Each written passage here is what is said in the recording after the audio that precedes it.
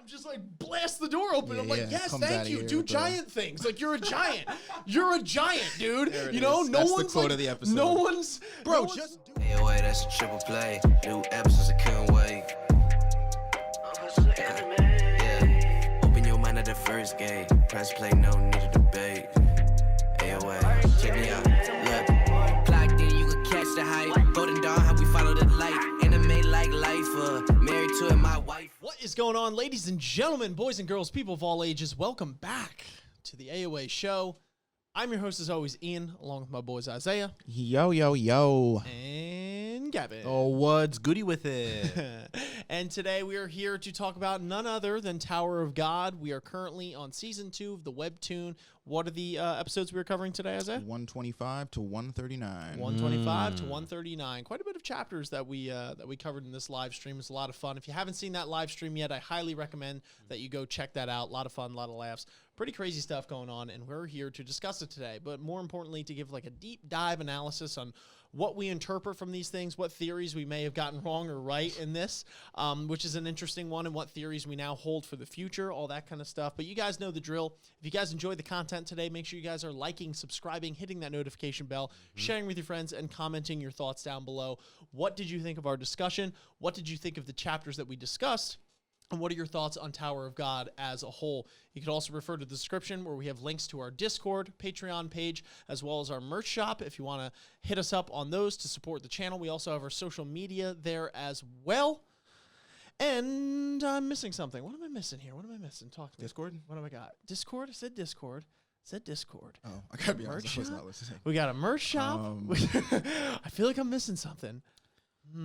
Gavin, tell me, what am I missing? You're missing the love from your mother and father. Yes, that's what we're missing today. And those daily uploads. That's what we're missing as well. See, I just need to jolt your memory, and then you got it. Yeah, absolutely. No, I'm just playing games, guys, but you guys know the drill. We're going to hop right into this discussion right now. So the first topic, compiled by the lovely folks in our Discord server, Oh, let's get a look at her right now. is the one, the only pop idol singer of the tower that we know of so far, and that is Yura. So we were wrong. We were pretty wrong on our assumptions of who she was. And to be fair, as much as we were kind of tossing it in the air, it was like, honestly, dude, I could totally see if it was her, you know, because they definitely threw in a lot of things that were, you know, a lot of mannerisms, things like the way she dressed, her affinity to Bam, all this kind of stuff, reminiscent of Yuri in a sense with the whole undercover, everything like that. So I wouldn't blame anyone if they There was just like a lot of things that I think lined up too close together. Like we just got in the last couple chapters kicked off the whole Yuri is going to get on the Hell train to go see Bam. And then like immediately after that, it shifts into this woman who has Yuri's exact last name. And let's be real, if she had the exact same hair color, probably fits Yuri's build. Who just quit her job that she supposedly just boosted in popularity from, all because all she cares about now is getting on the Hell train because she knows Bam. Like, that's like 3 out of 4 things all line up to exactly what Yuri just said she was going to do. So it was like, I don't know, but but can't win them all. You know what's crazy? Obviously here that, you know, Yuri is one of the fan favorites amongst us here. And not only did we guess wrong that this woman may have an affinity to Yuri or be Yuri herself, but she actually is in with Rachel. She's a thought. Which is like the worst case scenario Such a that we shame. could possibly imagine. Such potential. So what are our thoughts on that? Because she seems to be in this weird place of longing, of she doesn't feel that she is fulfilled in any way, shape, or form, at least from the minor flashbacks that we receive from her. She has all this fame, she has all this attention, but it means nothing. It means nothing to her. So eventually Emily hits her up one day, I guess through Rachel or something, and says, hey, you want to board this Hell train? This is where everything you've been looking for is here.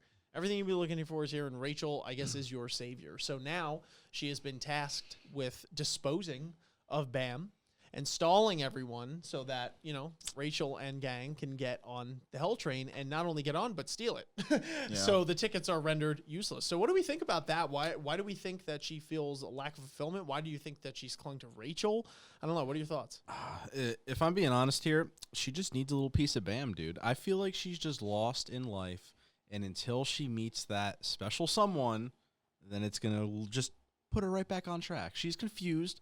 She's not making the right decisions. Obviously, we don't know her motives, in a sense, in terms of what her actual goal is on the Hell Train that was alluded to. Like, until we get that information, like, we don't know her reasoning and whether it's bad or not. And I hate to tell you, it's probably going to be something like actually garbage, where I'm like, just literally just suck off Bam and call it a day. Like, come on, like, be a Yuri stan and just accept him and just help him, because you are literally working with a snake.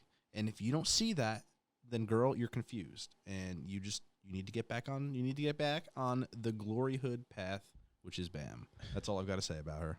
Do you have any thoughts? I actually, if I was to like literally chop up your sentence and take like 2 words out of it, somewhat agree with words that were spoken out of your mouth, in that I think she's confused. I think that Yura is somebody who, whether it was from a young age or whether it was like a decision she made that like at the time she was like, yeah, I want to do this, and now things did not turn out well. As in, yes, she's become an idol and she's gained this popularity and stuff, but I don't actually think she wants it. I mean, again, we have I feel like just started to see the scope of her character in terms of who she really is. But I think a scene that we got even earlier was very telling, which was when she was in her dressing room by herself. And she was like, I guess, getting ready to leave to go to the tournament or get on the Hell Train. And she was lamenting about how much she hates, like, the fans.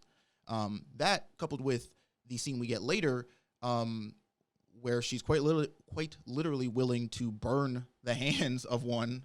I don't really think she's cut out to do this idol thing. I don't. And I think she thought she did. And so I think, something we'll talk about later in this episode, the promise or potential promise that is made to her of something she could obtain by siding with Rachel was enough to sway her and be like, you know what? I think this girl knows what she's talking about. And obviously, Yura doesn't know Rachel like we know Rachel, right? Doesn't know what she's capable of, doesn't know who or what she's willing to step on or step over in order to get ahead. But I think with Yura being in that sort of mindset and moment that she was in, coupled with a message from Emily about like, oh, I know what you really want. Because again, there's another panel that alluded to this moment that Yura was sort of in like this pure like mountain of desperation, right? Where she was like on the floor, she's crying, she's like, I don't need fame, I don't need money, well, like none of this, family, all I need is this one thing. And like before she says it, Emily responds with like, yeah, I know exactly what you want, but you're gonna have to get on the Hell Train with me. Now we know that Emily is being manipulated by Rachel and crew. So everything from last chapter onward that Emily says now, I feel like, has to be taken with a grain of salt, because Emily's effectively a bad guy now, or being used to deceive people.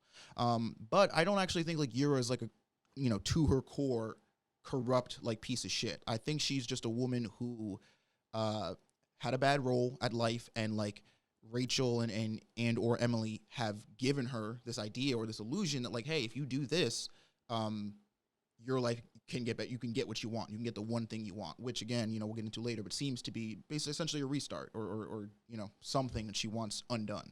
I just think, it's unfortunate because these are exactly, it's funny because I think in my head, I'm like, okay, well, why don't you get people who are just super evil, right? And like super fucked up and corrupt? Because they don't work, right? They're not as desperate. They're not as willing to do whatever it takes like somebody, if I am right, like Yura, right? These are the kinds of people that Rachel needs, because these are the people she can prey on. These are the people who have these deep-seated insecurities and doubts that Rachel can then take and be like, oh, okay, this is how you feel. I can use that now against you, right? Instead of somebody who's, let's just say like a Daniel, who might just be like some crazy psychopath who's like, no, I don't really care what you're saying. I just want to fuck around and like kill, whatever. Because those people are harder for her to keep in a bubble. They're harder for her to contain. They're harder for her to control, because, we know that Rachel doesn't actually have any powers. Her powers sort of start and stop at like manipulation and being able to use and the sort of resourceful mindset. So I think, unfortunately, Yura is just in, she's just in a bad situation. Yeah, I guess time will tell. So the next topic that we wanted to talk about was the boy Bam, and if he is easily manipulated or not, I believe was the question posed Correct. by the folks in our Discord, especially when it comes to Rachel. So, obviously we go through these panels where Bam kind of just loses his cool, just even at the slightest mention of Rachel.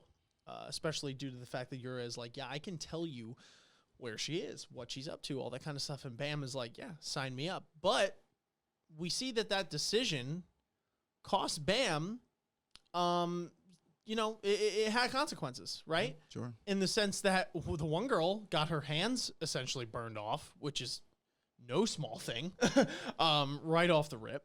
And Hana he almost, I think is her name. yeah. The pink hair girl. And they, potentially would have lost that game if he continued and not been able to turn it around. So what do we think about Bam's decision to engage in this game, not once, but multiple times, even after seeing the consequences of those actions? And what do we think about Bam when it comes to Rachel specifically, or just in general? Do we think Bam is just easily, or gullible rather? Do we think he's easily deceived in the general sense, or strictly when it comes to Rachel? And, what are our thoughts on the scene as a whole? Gavin or Isaiah, what do you got? So I think that I think yes. I think, to be honest, it's pretty naive, or dare I say ignorant, of anybody to claim that, like, no, Bam's not being, manipulated here. He's totally, like, logically thinking of strategy here and knows and understands and is in control of the situation, because he's not. Even if Bam, again, had a plan, and even if his plan did work, those two things are not the same thing as Bam being in control of the room, right? Understanding the situation and reading the intents, because for all intents and purposes, very textbook, he's being played like a fiddle here. Yura knows exactly what Bam wants. Yura, whether Rachel told her or not, knows how much that is worth to Bam, because clearly he has no problem using that as leverage to hold against him. And as things worked out, it does work. That is, that was the one thing to sort of get under Bam's skin, to sort of make him lose his cool for a minute. And I think, because we were going back and forth for a minute with during the stream about it, where people were like, oh, but you have to understand, like, how much Rachel means to Bam. You have to understand, like, the sort of gap in their emotional relationship right now because of the 7, right, or 8 years they've been apart. And I get that. I totally do. And I get that it's easier to be like, Bam, just don't think about the fact that, easier said than done. But again, that doesn't mean that, like, that's not what's happening here. He is textbook being manipulated by Yura because she is leveraging her knowledge of Rachel's whereabouts over Bam's head. And he uses that, and or takes that and sort of runs with it, rather than, staying cool and calm and thinking about, okay, well, she's using this as leverage to get to me. So clearly this game must be rigged. She clearly must have some sort of strategy, right? And again, for the way this game plays out, like, Yura wins, right? She gets away, she gets the information she wants, and ends up putting them all in the trap. And, like, you could argue that it kind of doesn't work because they end up catching up to her and whatever. But in this instance, in the game here, I feel like Yura comes out on top because she's able to utilize, and she's able to control and play the room. She knows where all the pieces are. She knows who wants what, who's trying to do what. And I feel like Bam, unfortunately, again, because of the disconnect that he has with Rachel, having not seen her for so long and wanting to see her to sort of get that closure, does become blindsided when just when her name is brought up, right? Like I was saying, it would be one thing if, like, Rachel was behind Yura, right? And it's like, all right, get past me, and, like, you can go talk to Rachel, because it's like that. I feel like that's a much stronger, like, influencer, right? It's a much stronger, like, thing to have at their disposal against Bam. But all she does is mention Rachel's name. She doesn't even tell Bam where Rachel is. She just says Rachel is getting on the hell train. And that was enough to completely throw, almost the game for them, and the cost of Hana Yu's hands. So I think it's definitely naive to be like, Bam is not, he wasn't manipulated. He was just trying to do, whatever. Because he was played, and I don't really think there's any other way to go about it. I do understand the, I guess, counter argument of, like, why? Like, that's the thing. I'm not like, Bam, like, I don't get it, man. But that's what makes me all the more frustrated, because as a viewer reading this and watching, I know that he's being played, and I know they're doing this to get to him, and to see it work, regardless of where his head's at. I fuck with Bam. I like Bam, right? So that, like, seeing him get, like, manipulated, I'm like, I understand what you're going through, but, like, they're just doing this to fuck with you, and I hate to see it working. Yeah, no, that's fair. Gavin, what do you got? So it's interesting because I have a bit of a different viewpoint on it, in that I dip my feet in both ends on it. So I don't think he was completely manipulated, in the fact that he was conscious of what was happening, and that so for me, the way I took at it is, he knew that it was a trap, what he was getting into. He was very observant to that matter. However, he was kind of looking past that and really analyzing the situation he was in trying to, A, get what he wants, because at the end of the day, that's what he is going to put on a top priority, which is what ensued. But he wasn't as blinded to the fact that it was just a fitted rage of just not being able to read the scenario that he was in. So obviously he was pretty much fighting a brick wall, but he was taking the time to step back and figure out where her weaknesses were. Like, he was creating a strategy within all of that. So in my mind, it wasn't pure manipulation in a sense, because he still had a coherent mind on the situation that was going on and was able to develop a plan around it, even though it was quite literally from everybody around him was telling him, this is a stupid idea, you shouldn't even try it. But even though he was manipulated into it, I do have to give him props for being able to turn, I guess, not really the best possible outcome, but he did turn it in his favor at some end. Like, he got her on the ground, she recognized what he did and dipped, more or less. So I have a weird thing where I can understand, obviously, why he made that decision. Like, he hasn't met anybody or had an interaction with someone who has been in direct correlation or friendly with Rachel. This is the first person that he met who's like, Rachel, I know her, I'm her comrade. So, you know, people have brought up Rachel's name, and, you know, he's had his own like psychological thoughts about it in terms of like, what am I going to do when I see her? Like, what do I do with XYZ? Like, trying to figure out like how his stance is with her. And now he's finally seeing someone in the flesh who's like, I am with Rachel. I know where she is. I'm not going to tell you. And he hasn't seen her for however many fucking years at this point. Like, of course he's going to jump the gun. And I feel like he knows he feels like he has to. But I also can appreciate the growth to where he was also able to analyze the situation. Even though I don't think it was the best decision that he should have made, it almost fits into his character. In my eyes, his character archetype is the person who is obviously going to go for it no matter what. It just comes down to, is it going to be a blind-fitted rage or, you know, whatever, where you're not thinking about the actual situation and stuff is really going awry? Or are you still going to pursue those goals but actually step back and think about the scenario that's going on, which is what I feel he did. Yes, there was consequences. Her hands got burned and tickets were like taken, and obviously things didn't end up 100% to plan, but I also feel like he was trying to calculate something in his mind to make it work. And it kind of worked, and it kind of didn't work. So at the end of the day, I feel like he's going to make worse decisions moving forward when it comes to Rachel, and that his mental psyche might be more negatively affected by it, and he's going to actually make worse decisions that affect a lot more people negatively. And until he learns from them, is he going to be able to like shift his mindset and really just cope with Rachel and everything that's happened. But I'm kind of like on both fields of it. I don't know. That's really just it for me. I guess. Yeah. Yeah, I think, it was definitely manipulated. And Bam is something I appreciate about him is that he's incredibly battlefield savvy, which is awesome, which is kind of play what you said. I love characters that could just like immediately think of something on the fly. Yeah. Like you see it in like your Naruto type thing. It reminds me of when he when he uses the Rasa Shuriken the first time and he goes at him like 3 times or something, but like he finally nails it. It was like something like that, but adapting to it. You see it a lot in Berserk too, the character of Guts. So like, I love these scenes in general when these things happen, because it's like, oh my gosh, they're like, duh, you know, like when he hands her the bomb at that one point, and you just like weren't expecting that, and it seems so simple, things like that. I do think related to the question though, he does definitely get manipulated, and again, it's like I understand, I totally get why, like I totally get it. Rachel's literally the only person, you know, that was with him when he was at his actual lowest. And even though her feelings were fabricated, you know, Bam didn't realize that. Like, it still helped Bam get through that time. So whether it was fabricated or not almost doesn't matter, at least in that moment. But it does suck because, you know, it does seem like Bam kind of has to fight with one hand behind his back. Exactly. When that happens. And it's like, yeah, Bam definitely made the best out of a terrible situation, but he didn't do that until after he made that worse situation for himself. He put himself in there, which sucks, you know? And it's like, I was relating it before during stream.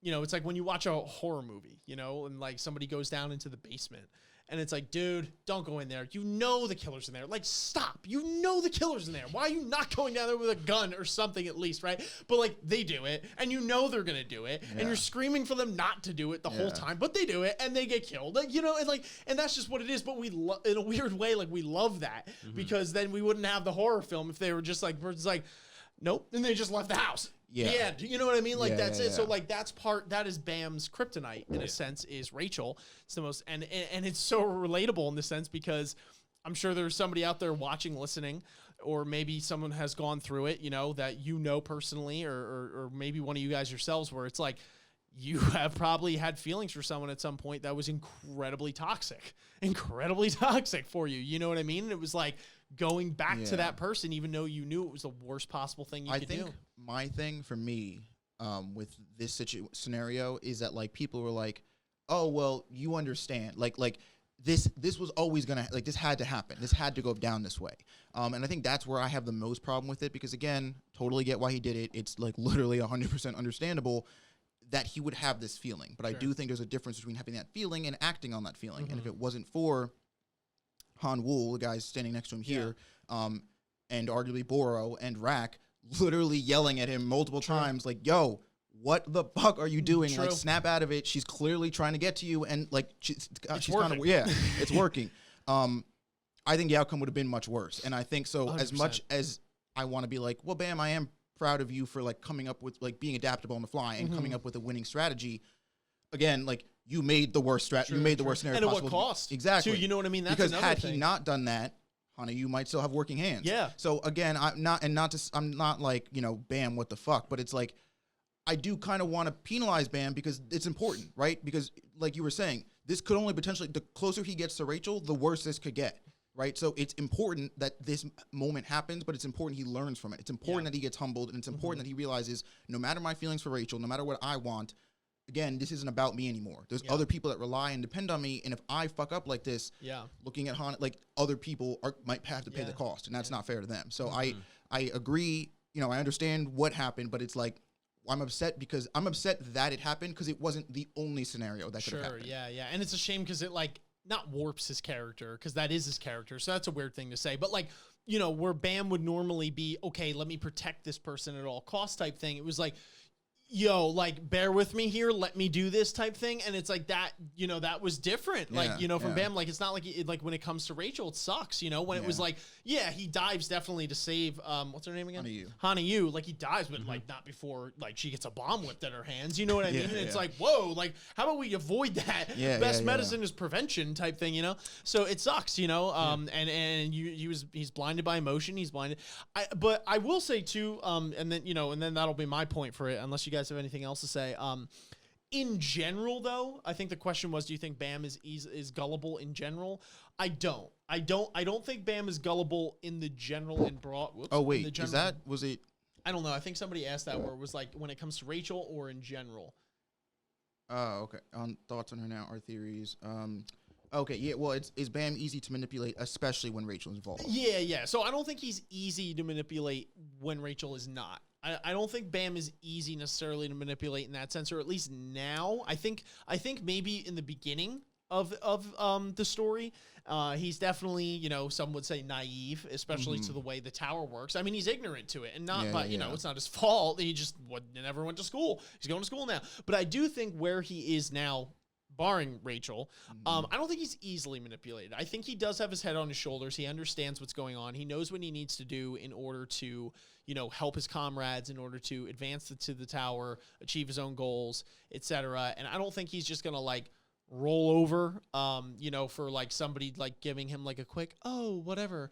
You know, just in general, my personal takeaway. I do think when it comes to Rachel, though, that's completely reversed. But yeah, I do feel, I don't want to say necessarily, like, easily, as in, like, anybody, but I do actually feel like Bam, I think that hopefully at least that's what this arc is going to teach him, because I do actually think up until this point he has been relatively easy to manipulate. Like, if we look at the fight again with Mr. Flex, Bam was essentially not able to do anything in that fight until Kun got Ryun, the hostage, out of the picture. I think that, and again, in that scenario, like, Bam knew what was happening. Bam knew that Ryun wasn't just like up there hanging out. He knew that she was a hostage. He knew why Mr. Flex had her, but that didn't change the fact that all Ruffalo had to do to make sure Bam would keep his distance was have a hostage. And like, again, much like this situation in my mind, frame it whatever way you want, like that's manipulate, right? He's using Ryun as a way to manipulate Bam into not attacking him, because if Bam went all out, he could just throw Ryun in That's front. fair. And I guess I was saying more along the lines of gullible, which for me, the way I perceive it is a little different than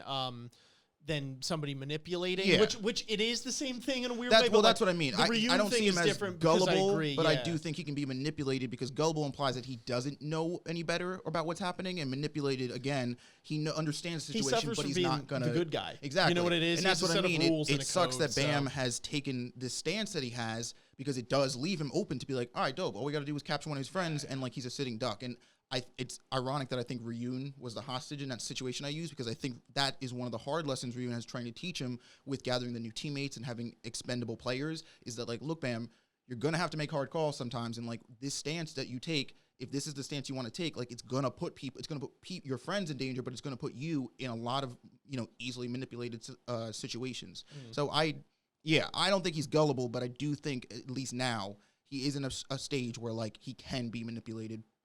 I'll say easier than like some of his other comments. Like I don't think Ran would give a fuck if like he was in that scenario or you know what I mean. No.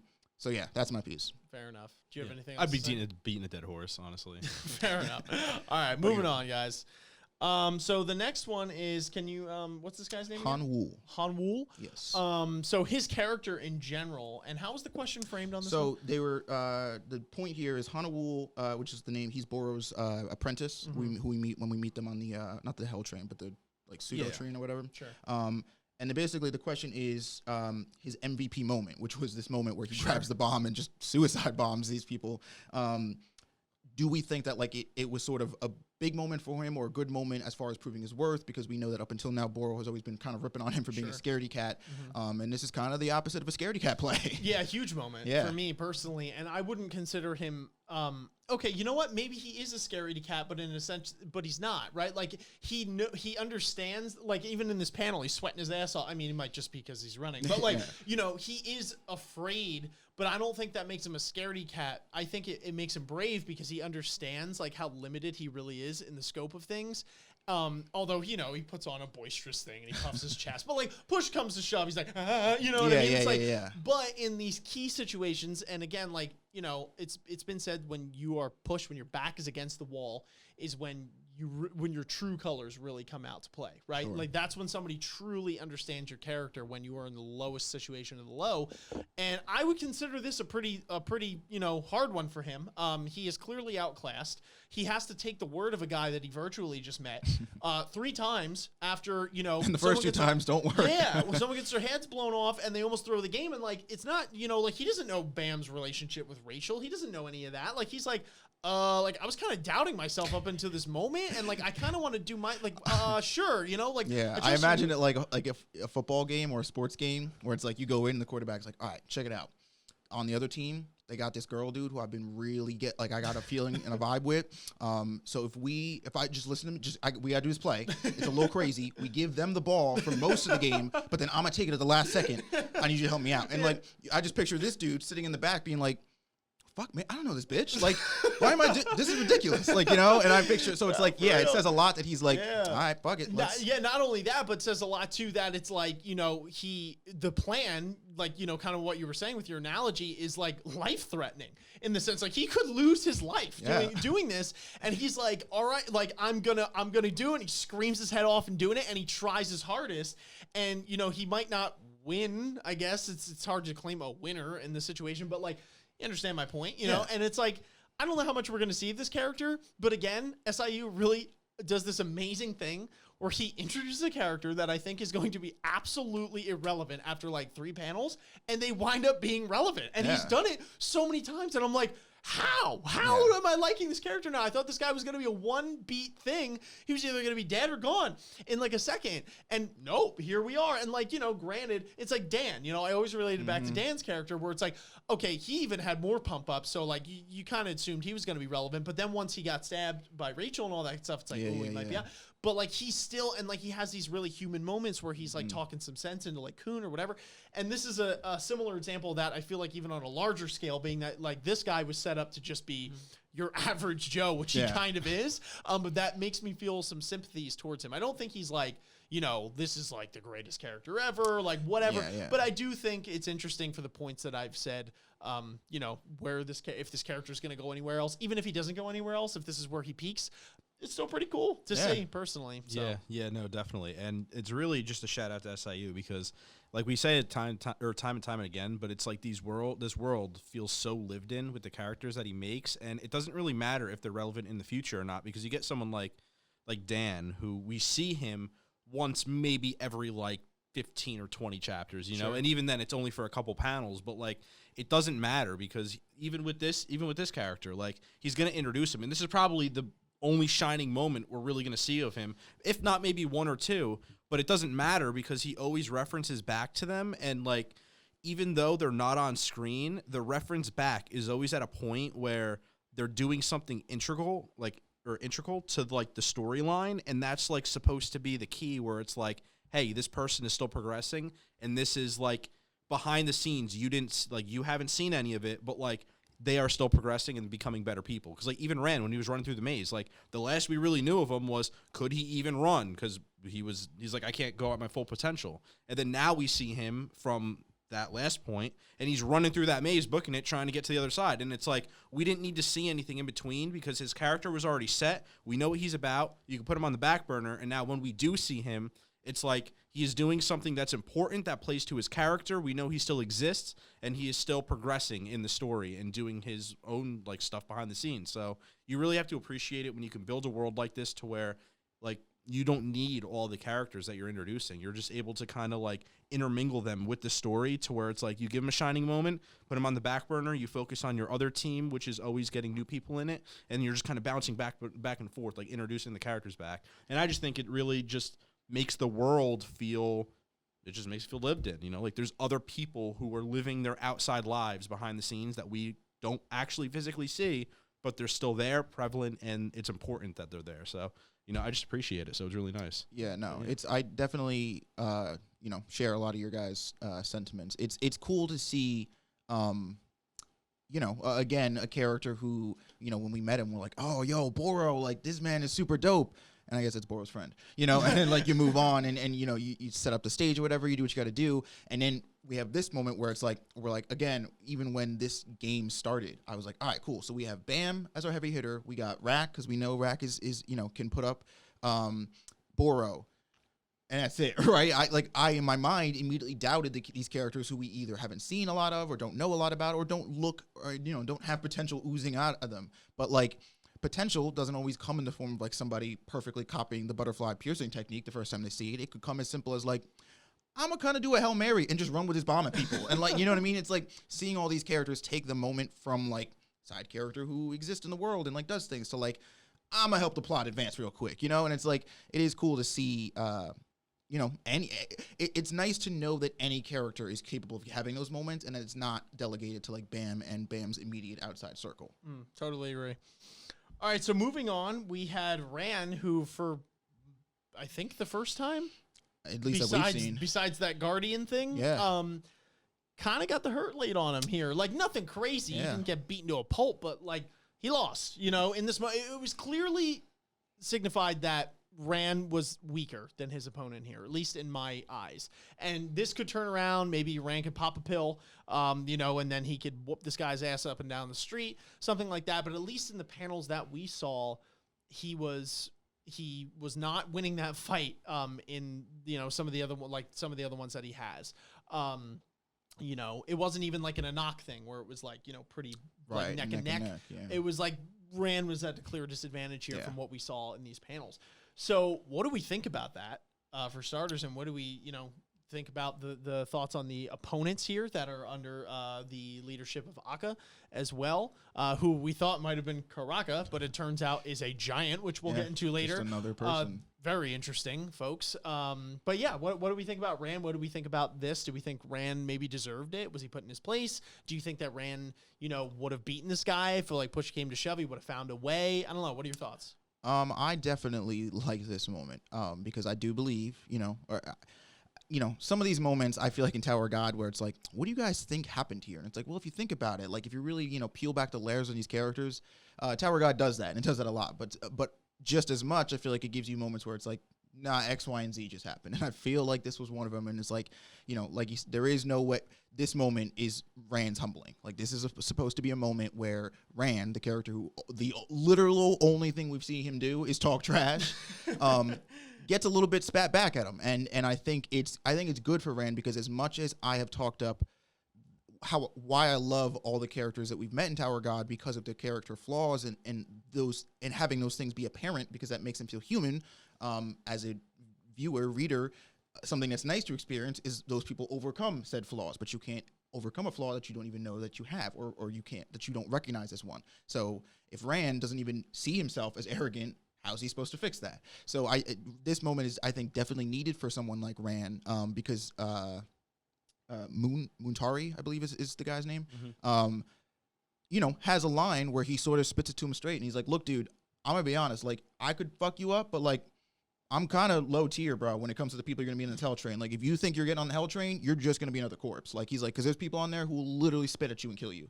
And it's like, so, which is effectively the lesson of like, look, kid, you got to stop like coming up here and yelling at everybody and clapping at people because somebody might clap back and that person might kill you. Yeah. They're not going to give you the chance to like realize that you're weaker and run away. So I think it's good. And obviously Rand is not somebody who will take this lesson well, because he doesn't. He's still steady talking shit the entire time. He, I would say there's an argument to be made if he's even learned the lesson yet.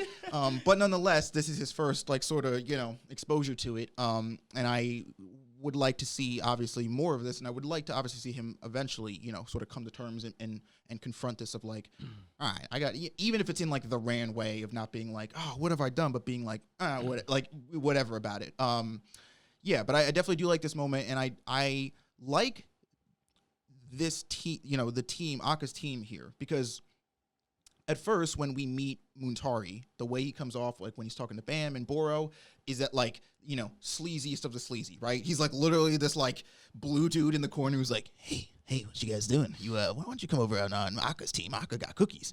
And you're like, no, thank you, sir. No, I don't want any of that. But in these chapters, I think we do learn that at the very least, it's not as simple as that. And there's a little bit of complexity going on here. And we learn eventually once we meet Akka and we find out sort of the Boro-Akka relationship, that that these characters are just people, and they have a different viewpoint, and that's what separated them from people like Boro. But that they're not just like thugs walking around slapping people in the face, like just to slap people in the face. They're, they just have a different way of thinking or doing things, whatever, than let's say somebody like Boro did. And whether they've all been up and down the hell train experience a couple times like Boro has, I almost see this as like, Muntari obviously being like, look, dude, I could have killed you now, but like remember this moment. I want you to learn. You know what I mean? Like in a weird way, like he's teaching him. He's like, this is a lesson. And so I'm like, okay. They're not just dicks. Like, you know what I mean? They are out here trying to be like, look, if you say who you say you are, and you think you can do what you think you can do, like prove it to me.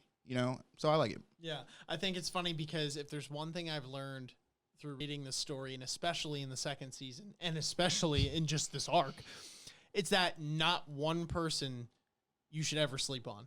You should never sleep on anyone. If their character design looks whack, if you see them being all sleazy, like there are just these characters that come out of left field. And again, what was Muntari like isn't the strongest. Like we kind of had him pegged in the sense that it's like, okay, this guy isn't like the leader. He's not like going to be someone who's going to like probably the right hand slap Bam down. But like the fact that he even just mollywopped Rand, who we just saw kill a trainload of people with blinking his eyes and flicking his fingers, was saying something for someone that I also thought was going to be like, oh, some weird, like one-off thug. Mm-hmm. And it's like, bro, you got to be careful. Like every person, I said this in the last discussion, but kind of, and I repeat what I said, but kind of in an inverted sense, it was like everyone has a story to tell type thing where it's like, oh, everyone has their dreams and stuff. Also, don't underestimate everyone because everyone has a story to tell. And like this guy, for looking weird and whatever, has still gone through a lot of stuff and is really strong to show for it, at least where we are in the story right now. So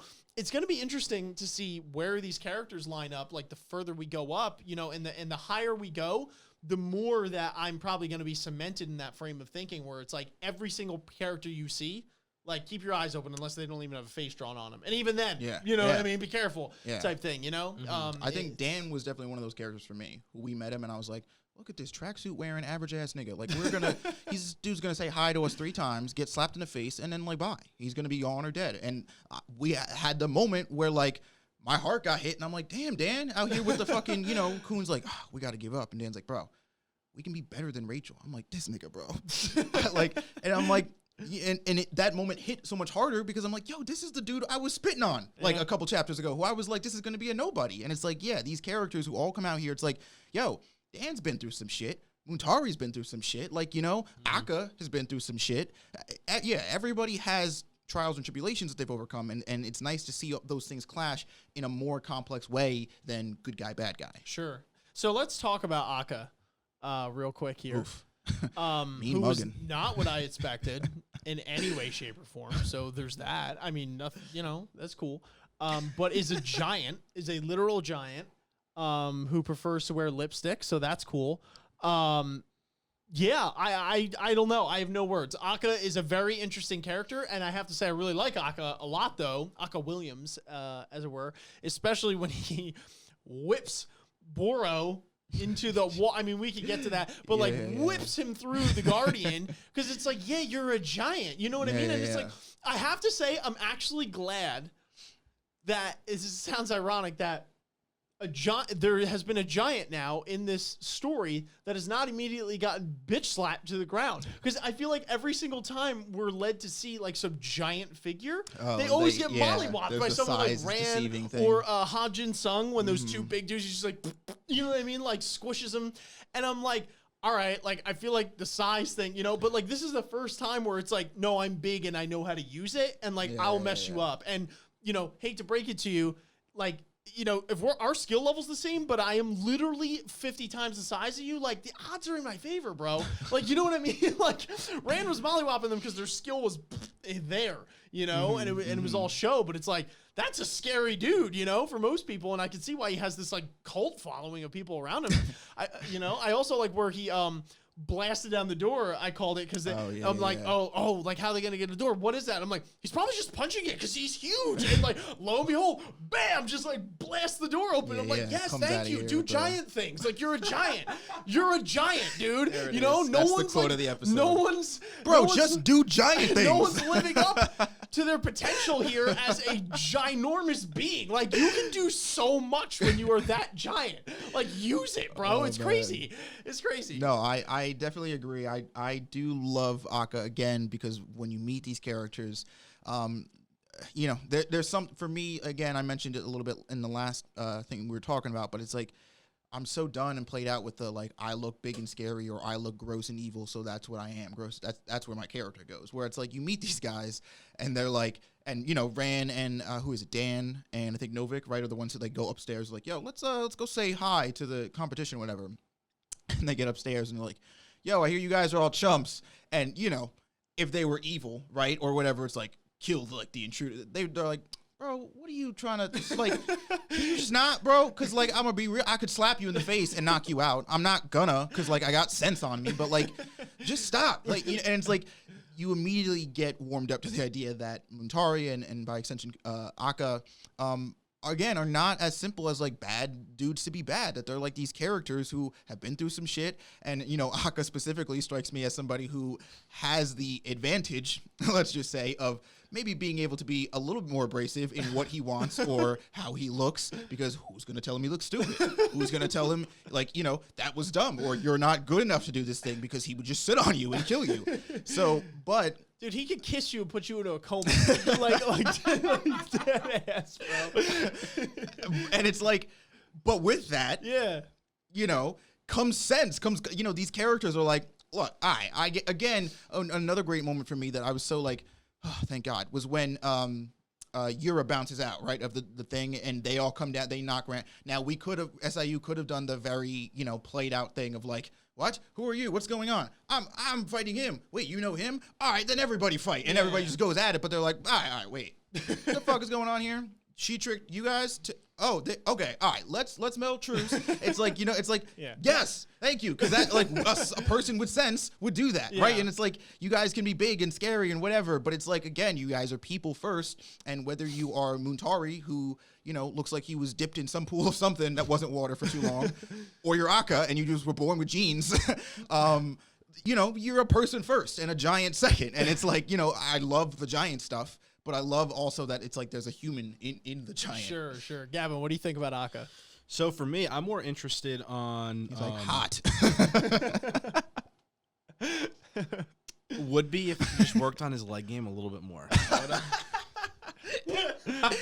No, but I'm more interested on Akka and Boro's backstory that they have, because it was alluded to obviously that they knew each other from way back when they were on the Hell Train, and then they ran into Fug and all that other stuff. That really they were one of the only survivors that were like left to 5 in total. So we know that they have a lot of history and that they were like teammates at one point, and obviously after the events that ensued on the Hell Train caused them to go their other ways, because they really had to take a look in the mirror and reflect on life, because I just want to know what they went through and who else is on that train who they've been alluding to as being, I think it was the other Slayer nominee, right? Or something like that. Yes. That is like, I just want to get there, get their backstory, and then just like keep on rolling, because I don't know. He obviously, Akka as a person has a more warming personality than what his image like bestows on people. He's willing to talk with other people, make normal decisions. Like, he seems pretty grounded, like Boro, in the fact that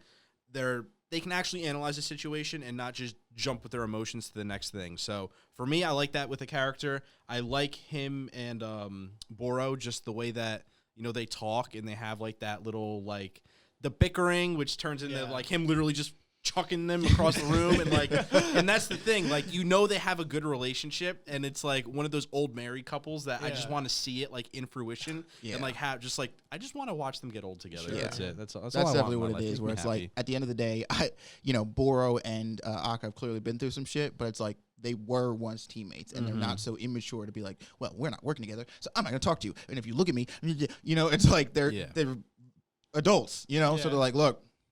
Fuck it, like we got to do this. Let's just do it, And it's like it's funny to think that like with that moment of reunion, bam, where it's like, all right, I'm gonna guide you straight through the the spear or whatever, and then we're gonna go right through them because and it's like, oh, we need the guy to make sure this plan goes exactly, otherwise we're not gonna get to the other side. And it's like, oh, Boro's here. How do you get here? Akka threw me. like with what? His hands. And the best part is that when Akka threw him, his goal was not to get him to the other side. It was definitely to just throw him at that Guardian and hope he just got one shot bam, and he just so happened to fly over him and was just like safe, like in the green zone. That is like the best part about it. That's some scary stuff. Like, you're just walking and Akka's just like, oh, you're my baseball. Whoosh. It's like, hey, dude, Major League pitchers are throwing like 90 miles an hour, which means like if we're doing the equivalent here, this guy's clocking at least 70 miles an hour that he's throwing you. Like, you go splat. It's crazy. You go splat. Wild character. And I feel like they could just make a spin-off of like almost any character in this tower. Like you were saying, I want to know their backstory. Oh, yeah. I think that's such a strength of this, is that every character, it's like, let's get a backstory in them, right? Yeah. But anyway, moving on, we had Boro himself, and specifically how he just has the direct counter to anyone who holds a weapon, which is a pretty useful skill to have, considering now, especially where we are, the inclusion of items is so much more prevalent. Correct. And where we weren't necessarily there in the first season, like we were with the Black March and all that kind of stuff, but we didn't even understand them, right? It was just like, okay, these are like these touted weapons, they're super strong, but it was like, now it's like, oh, I have a suitcase that can teleport me once per day, or I have the bong bong and I could fly and drop people from the sky, or, whatever. So there are more people and menacing people that weapon gives a huge upgrade to. That like normally Boro was to fight this dude without his sacred sword, Boro probably would have mollywopped this guy in 5 seconds. But it's like, that's a huge enhancement to them. Even Bam himself has to rely on the Thorn's power at points.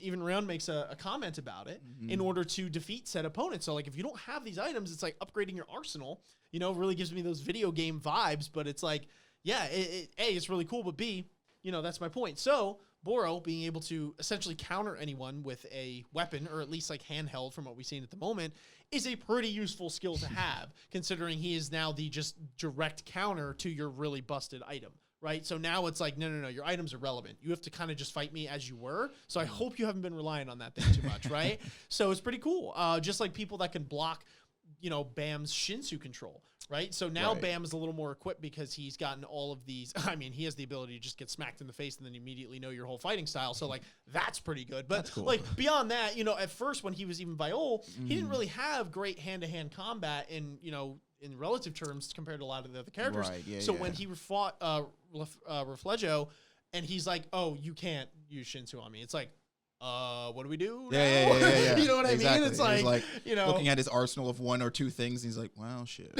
yeah, that's relevant. It's like you put your ground type in Pokemon against the guy that flies, and all he knows is Earthquake, and it's like, we're gonna lose this eventually. Like we're going downhill. Or when you see that Pokemon is multi-typed, and you're like, oh shit. It's like, I only brought Charmander because I kind of thought I could just fire this shit. Very relevant. So what do we think about this scene in particular and Boro's, huge advantage of being able to counter weapon users?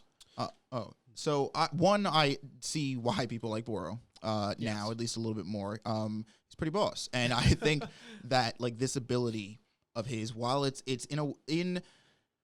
so like Boro has the whole, up until now we've had this idea established with exactly how good or how rare and how good of an advantage one has by having either an ignition weapon or I think you refers to it as a C class item that the briefcase is, or a C level item. Yeah. And like you were saying, these items give somebody who, to be honest, wherever their skill set is at before that item is irrelevant. Because even when we think about the fight between Enderosi and Mad Dog had the, I'm forgetting the name now, but the black or the red something. It's not Toonami. Yeah, there was the piercing heavenly mirror, which was the knife Kuya, and then there was the other reward, which is what Mad Dog got. But either way, my point stands is that without that enhancement, Mad Dog probably would not have been able to fight Enderosi for as long as he did. I mean, that was the whole deal, right? It made him so that he was durable enough to take any of Enderosi's punches or blows. So these items in Tower of God are a very big deal, right? They literally can take somebody who is in no way, shape, or form fit to fight somebody and actually maybe get them a W. So it was great seeing this moment where this guy is talking up his sword, and he's like, this is like what does he call it? He's like, this sword chose me. Like, its name is Christina. Its will is decided. All that. Like a monster. Yeah. That's right. And all this stuff. And Boro's like, that's cute. It is still a sword though. At the end of the day. So I am gonna fuck you up, because magical sword or regular sword. If it's a sword, I can work with it. And so it's cool just knowing that this is an ability now that he has, where it's like, dude, if you have a weapon, I don't care how mystical or magical it is. Like, if that thing goes shink shink, like, I could fuck you up with it. And 2, I would wager to guess, again, we don't have a whole lot of Boro's backstory, that this ability has probably earned him a little bit of reputation, whether it's, on this floor, whether it's through the Hell Train, because we see when we first meet him, his first fight is with that lizard dude who's walking around the train talking all kinds of mad shit, collecting tickets, thinks he's hot. And before that man gets a blow on Boro has him in 2 separate pieces. And so now thinking back to that, it's like, oh, dude, there was literally no way that lizard thing ever was going to win that fight, bro. As soon as he pulled out that sword, he lost. Yeah. And so it's interesting to see Boro use this technique, but it's also interesting that somebody like Boro has this technique, because Boro is not a coon. He's not somebody, he reminds me very much of like a weird mix between like Bam and Hots, where he does seem to, like, he's not out here using this ability where he's like, I'm gonna buck everybody up and I'm gonna be the master of like, weapons. He's like, again, he's a mature like man. He's like, look, kid, enough of this shit with like, you got a monster in this thing. This is done. We're gonna have to end this here now. And even when this fight ends, he's like, oh, you've killed me, I'm gonna die. And he's like, you're not dead, you just can't move for a while, relax. And it's like, he's got this like age on him, and he's got this thing about him where he's like, I'm not out here trying to be like the next hot thing, I'm just being me. And I don't know, there's something very cool about it. I have to say one thing we brought up in the live stream, and this is really all I'll say to him, and if Gavin, you have anything, I love how conscious he is of his surroundings and just how attentive he is to literally every minor detail. And like, does not miss someone a beat. drops a bead of sweat off of their forehead and he's like, something's off about that dude. Like, he just understands, and that is a character trait that I really love in whether it's a protagonist or just characters in general, to be able to observe their environment on just that, so like a molecular level. It's like, okay, this happened, that means this, or like, but based off your body language, I know something's wrong. That's a really cool quality to have and incredibly useful. And especially like, you know, in this world where, you know, you could be killed at a moment's notice over the smallest thing.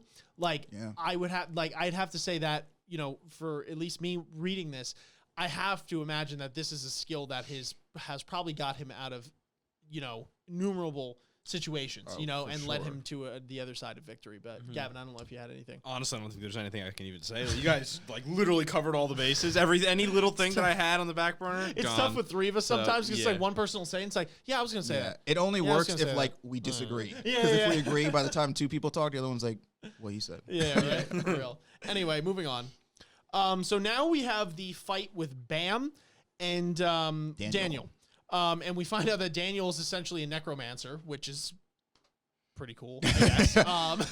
Cool story, bro. Yeah, and very strong. And we find out that Bam, it's solidified that Bam literally only has to be hit by a move for him to immediately develop a muscle memory of how to perform that exact move, which is interesting because it's not even like, well, I'm sure he does this too, where it's like, I can watch said move and then mimic it, but literally it's like, no. Hit me with the move. Yeah, that's what I think and then it is. it registers. I think it's like, which is even crazier to me. Instead of like calling it like memory training, you know, it's like impact training. Yeah. Like once his body is hit with a blow, it like memorizes how it got hit that way. And it's like, oh, okay, you just got to do that. Like, you know what I mean? It's like this weird, I think like Ultra Instinct Goku, you know, where it's like something about, I don't know if it's Bam's, you know, because he's an irregular or whatever the fuck, right?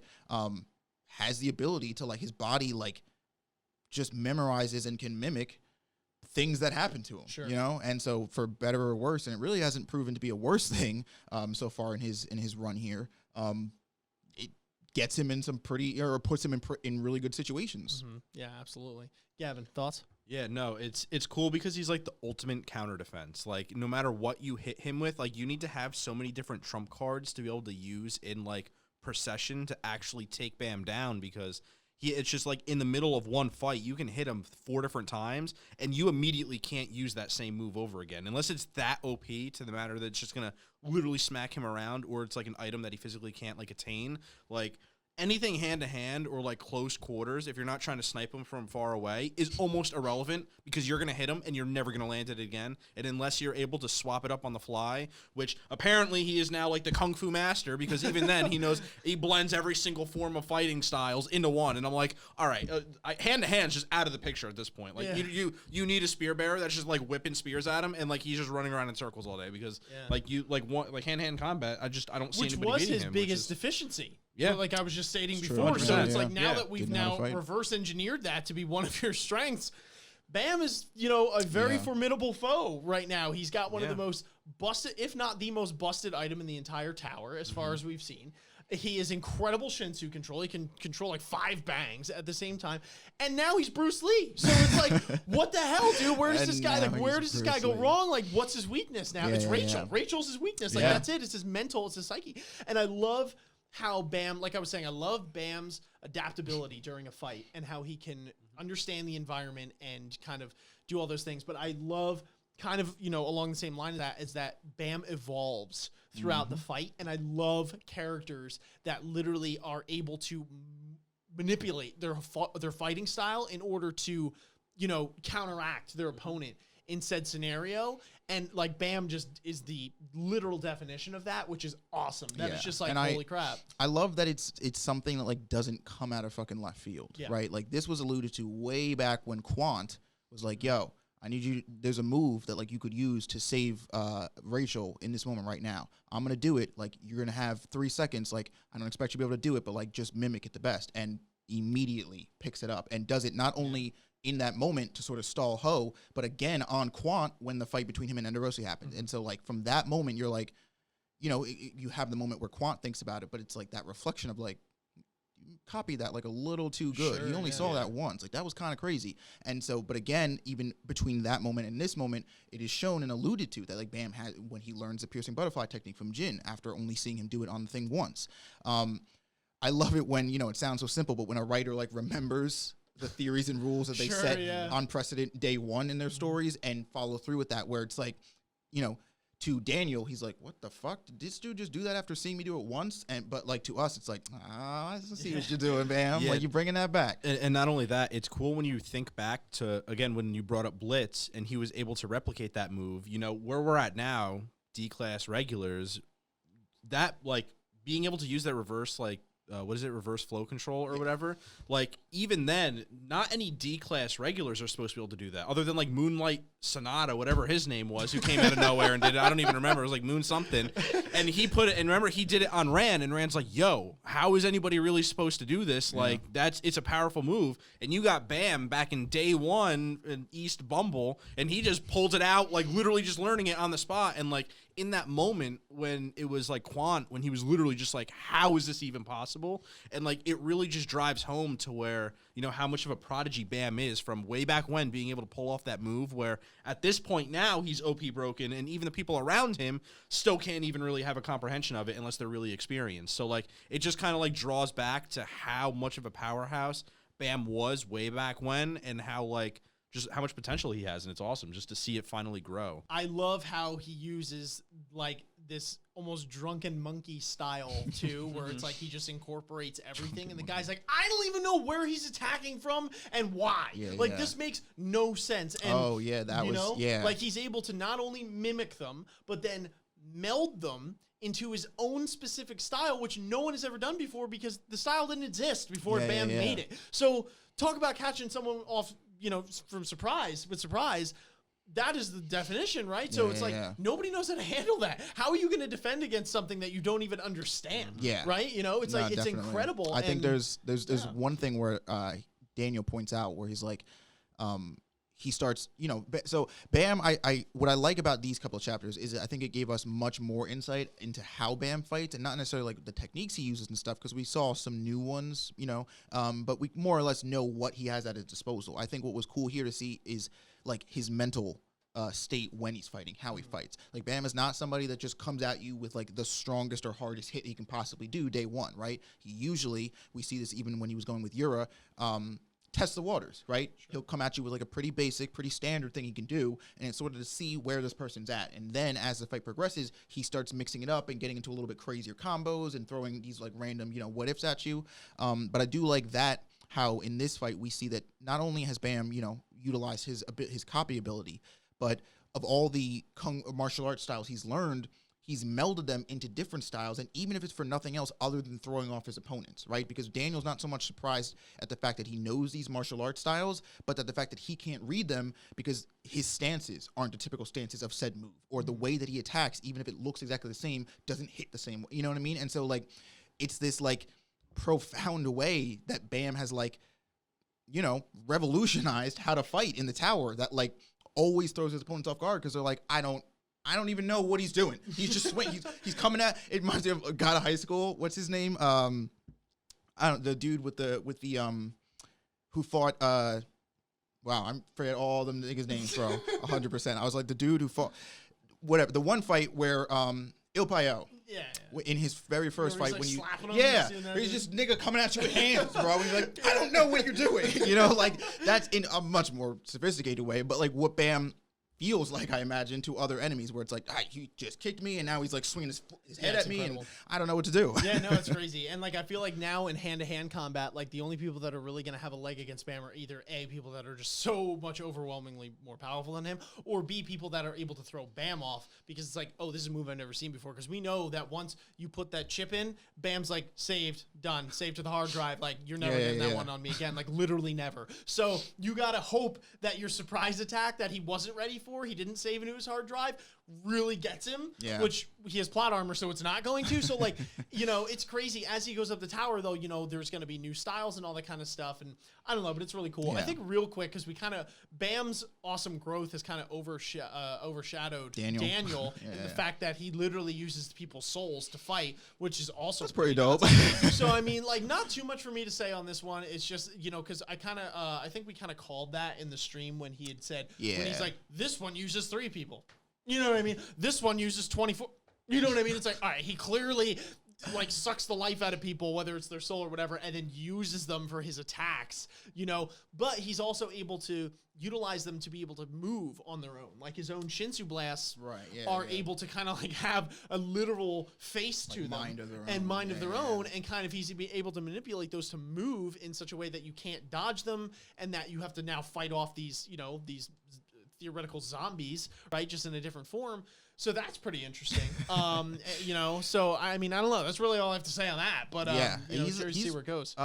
Daniel's pretty cool. I think what interests me the most about him, actually, I think this actually might be the next or picture, if I'm not mistaken, where he with the remote.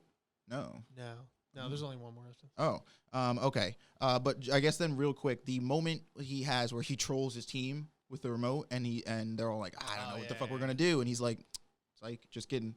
I actually really liked, because I think, again, as cool as these characters can be when they're in a scrap or in a fight, doesn't do it as much for me as when we get to talk to them, when we get to see like where their head's at, what kind of person they are. And the fact that to me, Dan is quite literally somebody who likes just living in chaos and kind of just fucks and trolls with people just to do it, is pretty cool. I think especially that scene, because the only thing that you get established going into that fight is Dan likes to lie to people. That's it. That's all. It's the only thing that's confirmed. And then we get into this fight where they're going back and forth. Dan seems pretty good to be able to block these attacks and stuff. And it's like, all right, this is pretty cool. I wonder how this fight's going to end. But it's kind of weird that that was mentioned before the fight. Like, what does lying have to do with a fight? Come to find out, though, that's the whole reason this fight's happening, right? Because this whole fight is a lie. Everything Dan's doing, even I think personally, the fact that Rachel's whole team getting onto the Hell Train, all of that, I think, is a lie. I think the only thing that this whole mission is to get Rachel and Uraha on the train. Everyone else be damned. I think because he has this moment here where he's like, bam, even as strong as you are, you don't realize that, like, literally this whole thing was a front. This whole thing was a trap. We're all just working to make sure that none of you get to them at the top. And those people would be Rachel and Yura. And I would even argue that really their objective is Yura, because nobody has specifically stated, like, got to make sure Rachel's on there. They've all just kind of been like, Rachel, we're leaving, let's go, you know? But either way, regardless, they're not worried about if they make it on the train or not, or at least if they are, they don't seem to be. And if they are worried, and this is just deployed by Dan lying to all of them, that further proves the point that this man kind of like thrives in chaos, and he lives, or, you know, he's a guy who lives in this moment, or gets a lot out of this idea of just fucking with people. And like, there's something about it, you know, however you feel about it, or especially like that moment where it's like, you know, Gavin and I, we brought this up during the stream, where it's like, I like this. I like that moment, didn't end the way that you would expect it, where it's like, oh, somebody pulled a trump card and you know, used some secret move or whatever. That it was like something that just came out of left field. And somebody in the chat said, they were like, you can never really predict Tower of God, because every time you think you know something's going to happen, or you think a character is going to behave this way, like something like that happens, where he's got a remote and just turns off the enemy. So I don't know. I liked it. And I think that warmed me up a little bit more to Dan's character, because as much of a crazy psychopathic killer as I still definitely think he is, he's also just like kind of likes fucking with people. I don't know. And how about the most busted item in the entire tower, the regenerating churro? Yeah, that A that rank needs item. to be S. I would even argue. Nigga never goes hungry. Ever. It's like, that fight was tough. Good thing I got my churro. Crazy, right? So the last one here we have, Isaiah, why don't you read this one off for us? This is going to be our last talking point of the So we have this last question here, which says, now you see why Emily was so sought after. She can fuck with the guide's ability to see the future and apparently twist it. Which is crazy and definitely at least somewhat true. I personally, up until this moment, kind of thought that was sort of like Ryun's busted like ace in the hole, right? Is that she's like, it's like, what do we do? How do we get here? It's like, don't worry about it, just follow me, you know? And so it's nice to see, again, it's nice to see that challenge, because I like seeing that, like, no matter how busted or stacked a character's abilities are, that they get confronted by something that they can't immediately just hop over. So that's cool. But also the fact that it's Emily, because if you think about it, it kind of makes sense, right? At least as much as we know about guides and the way they work in the tower, is like Ryun almost has this like literal, natural, like organic, very like intuition-based ability to move through the tower, right? She knows how things are supposed to go, and she knows what events have to happen, and so all she's really doing is working to be in the right place at the right time to make sure things work out the way they do, to make sure that fate happens. It's interesting now that Emily, this thing that used to be living, that is now 100% artificial, or an item, whatever, can distort that, right? Because there's nothing at least anymore organic about Emily. There's nothing natural about Emily. She's a literal piece of technology. She's a machine. She's something artificial that Ryun can't read. Ryun can't figure out what she's saying or why she's saying it. And so therefore what it's doing is all these lines and all these paths that Ryun can see as a guide, where she's like, all right, we just have to go this way and this happens. Emily is putting like walls, right? She's blocking off every path until every time Ryun hits a new path, there's another wall. And she even has a moment, she's like, I don't understand why all of these paths that I'm seeing are being distorted. None of this makes any sense. And then, Rachel's cocky bitch friend with the wings is kind of like, don't you get it? Like, that's the whole point of what Emily can do. She's such a strong weapon and tool to have that she can literally even fuck with guys at the towers. Like, their one ability, the one thing that like makes them what they are, effectively she blinds them. And so I think it's very interesting, one, that we essentially have a weapon like that now that exists in the tower, and two, that it is utilized in the way that it is, right? Because it now calls into question where it's like, all right, effectively, at least in my mind, until we get Rachel's team separated from Emily, like, we are always going to be at an inherent disadvantage, right? Because again, Emily does not just fuck with like it's not like a one-to-one thing. They've been using Emily to literally fuck with every single person involved in this story since they got her. Like, they literally got that thing and they're like, putting this bitch to work, send out mass texts, And it's like, so I think that's right. This is literally one of the strong, if not one of the strongest weapons, at least that we've seen in the tower so far. And I think I'm very curious to see how we're going to counteract this. If it's going to be a thing of like, we're just straight going to have to separate them from Emily because she's too much, or if there is a way where even if it's temporary or whatever, Ryun and or company can be, find a way to get around her. Yeah. I think it is literally the strongest weapon. I would even argue, at least now where we are, like, that's what I it's mean. been Yeah, doing we haven't now, seen every weapon more than the Thorn of what we've in a seen. sense, like in a way, because I think again, like the Thorn in a vacuum, like, okay, the Thorn is going to murder you, right? like straight up, like in a one-on-one fight. Like, I understand that, but I'm saying, like, in terms of tower changing relevancy, macro play, Emily literally can distort and manipulate the minds of everyone she comes in contact with, even the guides, right? Like, she could even make their guiding fuzzy. And that is a power that is frightening, right? Like, that is a frightening power. Everything that happened in like the last 30 chapters was because of Emily. Yeah. Everything. Really scary. Because it's like, bam, you run into him. It's like, well, I'm dead. You know what I mean? But it's like, Emily is like literally like, she can just sick a mob on you at any given moment, or like we brought whatever. this up right? a while ago, but it's like, the Thorn is great because it's a tool of literal great power. Like, dude's gone.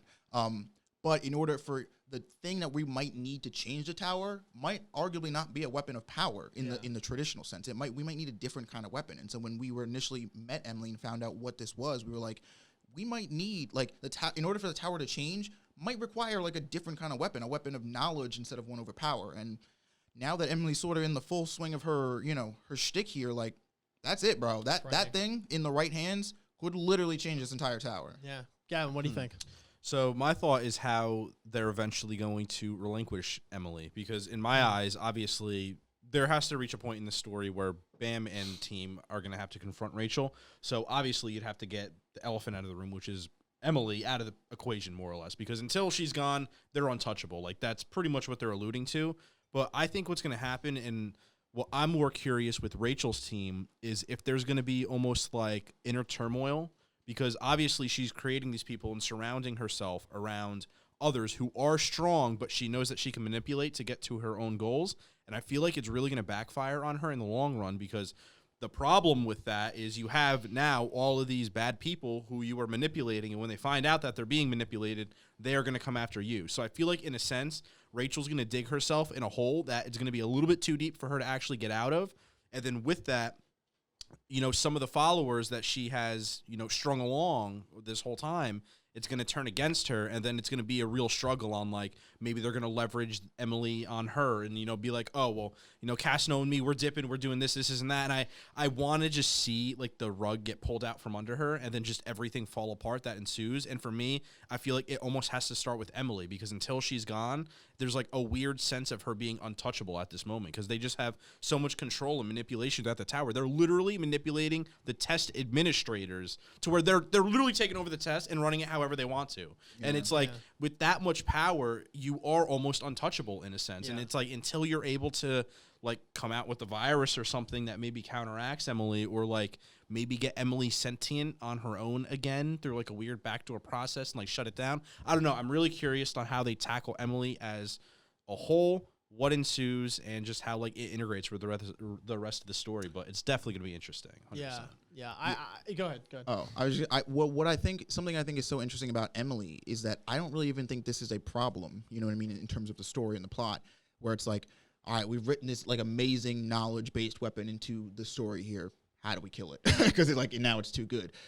Where I think really all you don't have to get rid of Emily. You have to just separate Emily from Rachel, right? Because when we see the last, was the last test? Yeah, or not the last test, but with, the fight with Bam and Refugio and Enderosi and Mad Dog, like, Ryun and Kun and company used Emily effectively to be able to communicate and pull that whole operation together and save all their friends, right? Emily is not inherently a weapon of evil. It just depends on who. Emily is also non-sentient, right? So whoever's hand she's in, that's the way she's going to operate or work towards. So I am curious to see how, because I personally, and not saying this is what you were saying, but I would hate to see them be like, all right, Emily's gone now. Like, this, because I think that that's such a crazy good tool to have in the story when you need it.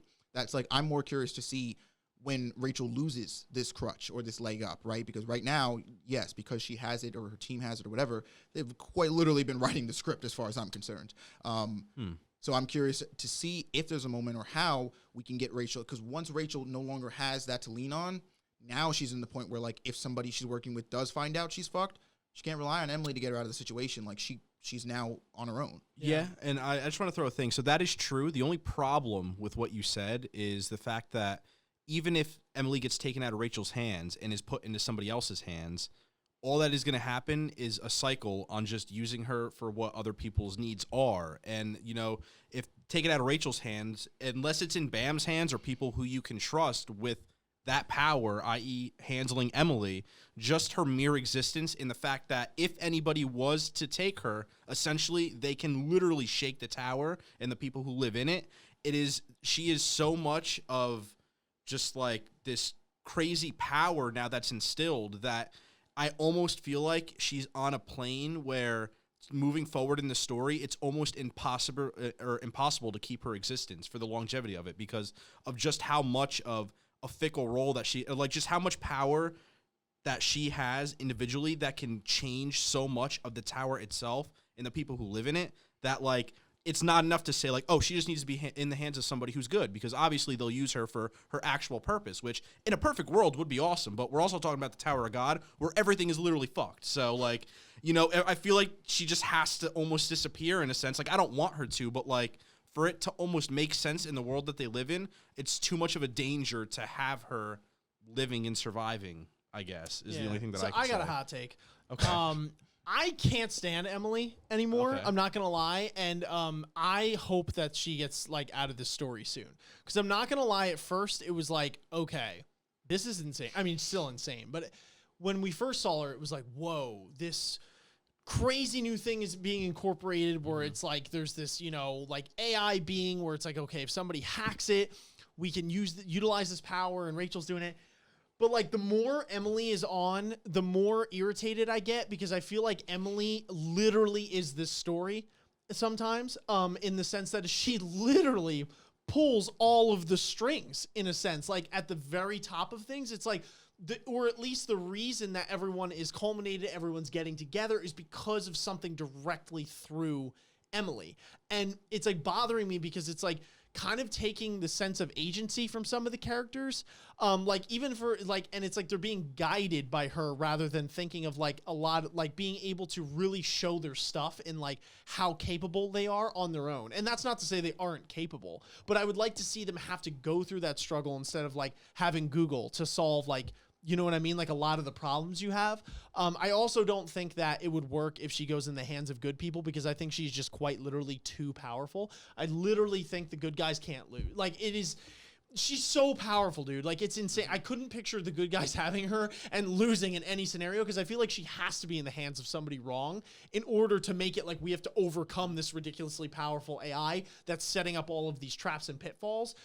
Because whenever the good guys have her, to me, it makes it a little boring to me. I don't like even from the rip, like when they were explaining her, I had my doubts where it was like Dan had said to Ran or something like that, or so one of them, he's like, oh yeah, this thing, it's like, it just says it's there and I go and like, that's it. And I'm like, wait a minute. You know what I mean? I was like, that's kind of busted, but you know, like whatever, we'll rock with it. And then like even Kuhn in the Battle Shop arc relies, or the Workshop arc relies on Emily in certain scenarios where it's like Kuhn could have figured something out. And Kuhn, again, is incredibly like a genius. Like he figures all this shit out, and like she's a supplement. She isn't the whole thing. But it was like, I don't know. I don't like the idea of having this like AI to refer to where it's like, okay, how are we gonna get out of this situation or whatever? I like her more in the evil sense, which she more is now, where it's like we have to overcome this because it's that powerful.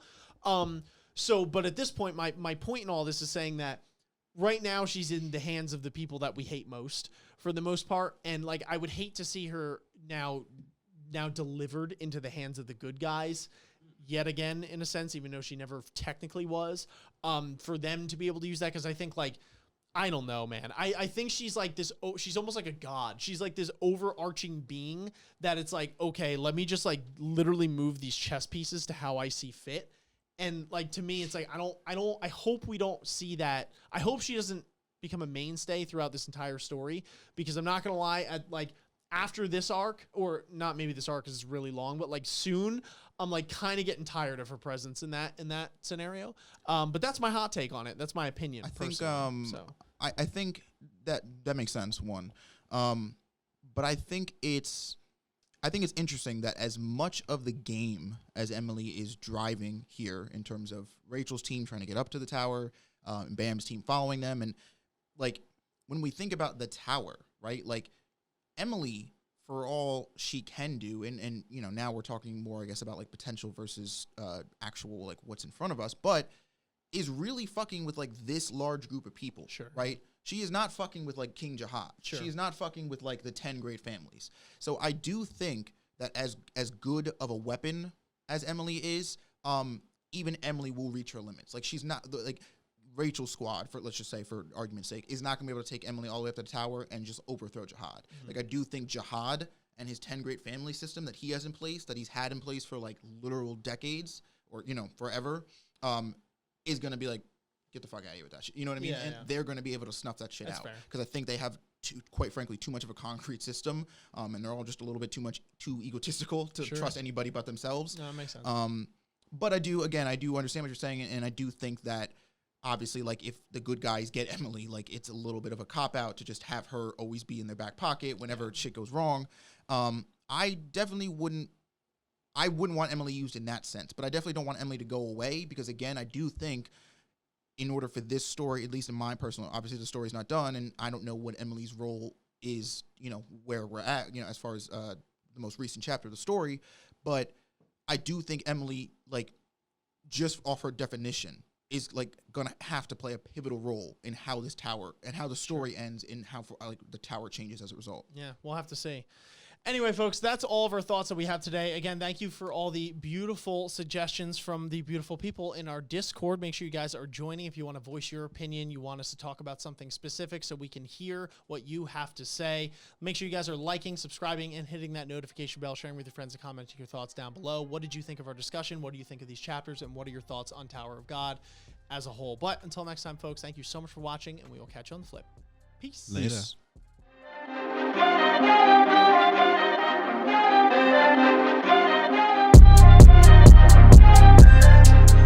Hey, hey.